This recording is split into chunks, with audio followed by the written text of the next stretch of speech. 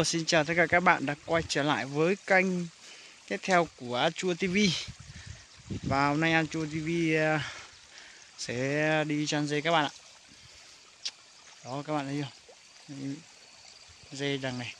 Trời thì rất là nóng luôn. Người thì da đen. Mình là người Việt Nam nhưng mà tại sao mình lại có người da đen như này chứ? Đéo và đéo. Ok xong. Trời nóng quá các bạn ạ. Ở chỗ các bạn có nóng không? Chỗ mình trời nắng nóng ghê chứ. Nhìn da đen như cái cục phân.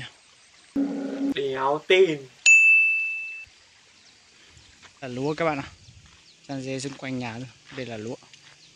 Lúa thì nó còn rất là non luôn. Này đi chăn dê.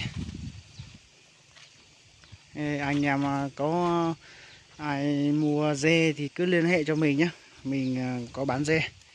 Anh em thích mua dê, ăn thịt dê thì cứ liên hệ với mình. Comment cứ liên hệ với mình nhé. Mình có thịt dê, có dê để bán. Oh my god. Các bạn đừng quên cho mình xin một like và một subscribe kênh nhé. Và cảm ơn các bạn.